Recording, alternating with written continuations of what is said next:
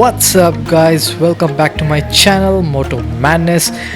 If you haven't seen this video before, go check it out. It was the official video from the KTM. I watched it like a couple of times last night and I could not resist the idea of riding this bike, and I reached out to the contact guy at Indranagar KTM showroom and he agreed to give me this test ride today. So I'm heading towards there now. If you haven't watched my other review video which I did, where I compared the Duke 790 with the Street Triple S and the Monster 797, that would be a better insight for you to understand how this motor works and all that. So if you haven't gone there, just click on the link up which can appear on the screen right now, and I'll catch up with you soon. There you go guys, this is the Duke 790, and in one word, it just blows my mind looking at this motorcycle.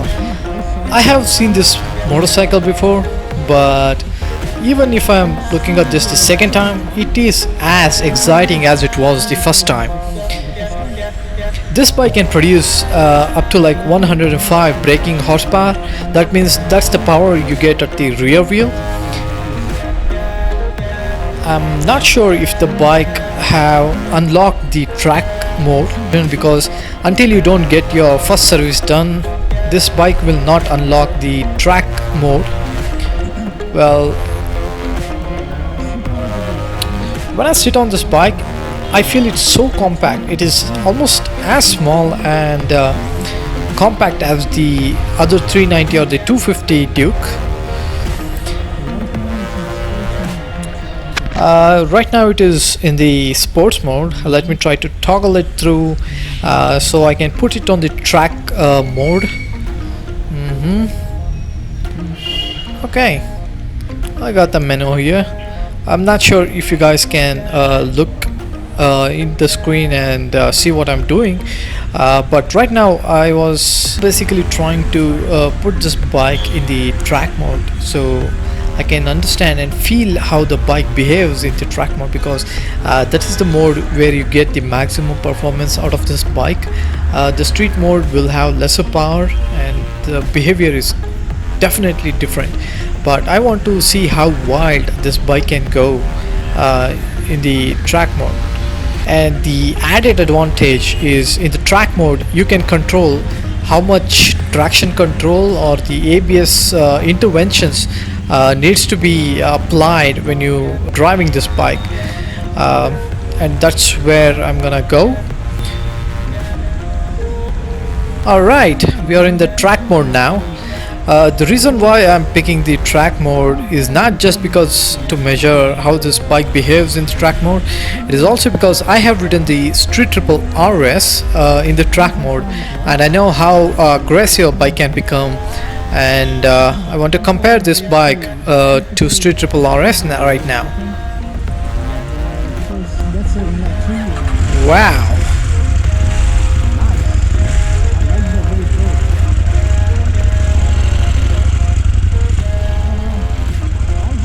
When I sit on this bike, the ergonomics feels pretty nice. It is very compact. You will not feel like you're sitting on a super bike. So upright in its sitting position and all that. But when you twist the throttle, oh my god, you will know that this is not just a kid's toy. It's a grown-up man's extremely dangerous toy which can rip you apart if you're not careful. I want to evade all these traffic places, so let me try to find a good spot.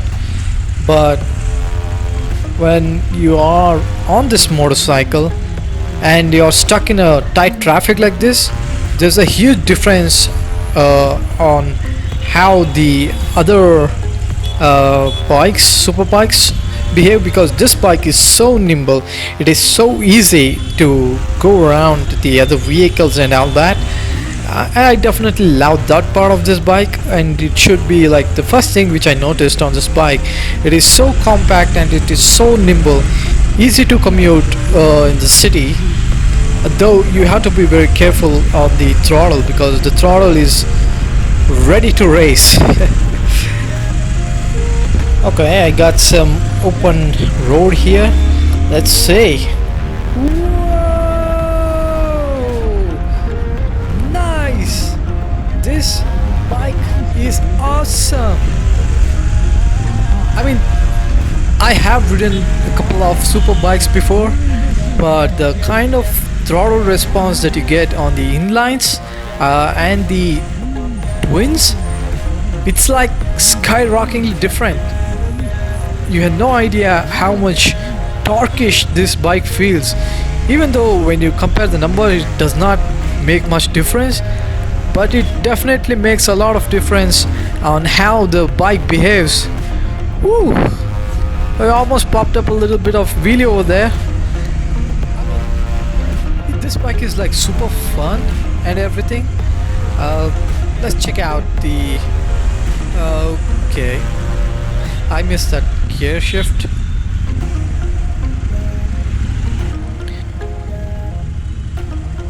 Alright, the clutch is adjustable. It has got a knob, so you can make the clutch lever come closer to you or go further. I wish they had a bigger arm on the gear lever and the brake lever because I kind of slipped a couple of times because I am wearing a riding boots and most probably any serious rider will be using the riding boots, so he might face the same issue. So you might want to swap out the smaller arms on these levers with a bigger one. The crash guard of this bike looks a little silly over here because it's kind of something which you get on smaller bikes, but the good thing about these are it's easy to mount any auxiliary lights if you want. What else, and I see a little bit of steering dampeners over there. And don't try to use too much torque on this bike because like don't go crazy at all. Oops, I had a misshift over there. I mean seriously, I'm not even trying hard, but just a little bit of throttle up, it's almost going crazy. Crazy engine.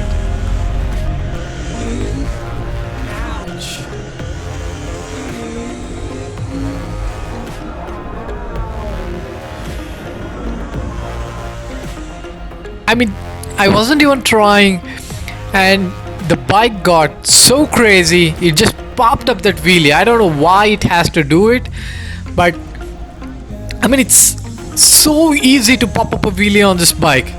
I mean, comparing to the triples, the Street Triple RS, it needed a little bit of effort when you want the bike to get into a wheelie mode. But this bike, damn, it's so crazy, it just popped the wheelie so easily. I mean, seriously, I'm in a track mode right now, but I suggest everyone not to go into the track mode if you just started using this bike, because this bike can go crazy in that mode and you need a little bit of time to get used to this.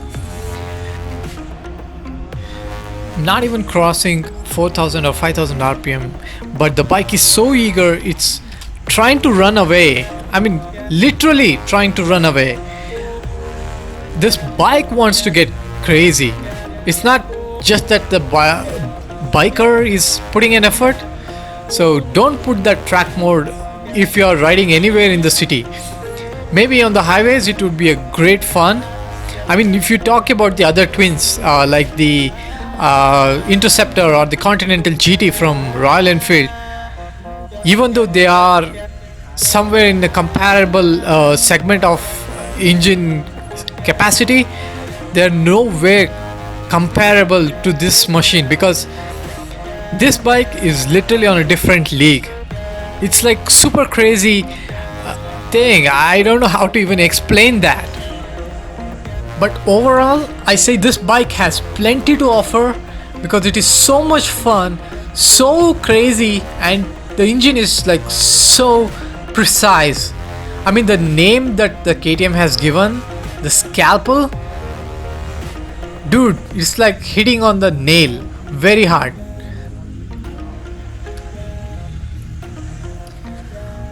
Well, so far I have been riding. The seat are very comfy. I'm around 5'10", and with boots add another inch or so, I can easily flat foot on the road, and it's pretty much easy because it's pretty narrow on the tank. But the one bad thing about it is it's very hard to grip yourself on the tank, especially when a person like me who is very much used to a bigger bike, like a bike with a bigger stance or volume. This one feels like you have nothing to grip on. This is more or less like a nitpicking on the bike, but maybe I need to get a little bit used to on this bike, so I will get better idea like how to ride this bike. So at this point, all I can say is this bike is like super fun and super delicious.